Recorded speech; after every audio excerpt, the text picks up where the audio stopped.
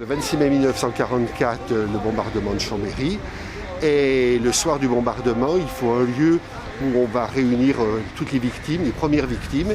Et à l'époque, il y avait ici un grand bâtiment qui abritait une fabrique de meubles, mais ce bâtiment avait été donné à la Croix-Rouge pendant toute la guerre. Donc c'était le siège de la Croix-Rouge française, et c'est là où on a installé cette vaste morgue qui pendant plusieurs jours a recueilli les victimes du bombardement.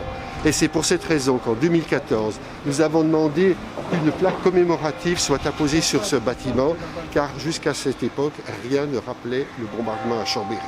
Donc on a eu à ce moment-là un hommage aussi pour tous ceux qui ont œuvré au moment de ce bombardement, aussi bien les sapeurs-pompiers. Il ne faut pas oublier que Chambéry a brûlé pendant 3 jours et que l'incendie a duré pendant pratiquement 1 mois. Il y a eu 200 morts, 300 blessés et 3000 sinistrés.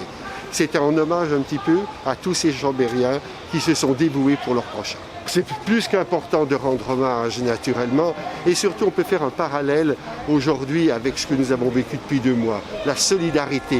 Le 26 mai 1944, tout Chambéry était là pour aider les sinistrés. Et 76 ans après, on peut voir également que beaucoup de gens se sont solidarisés pour venir en aide à tous ceux qui ont dû passer cette épreuve que nous subissons encore aujourd'hui.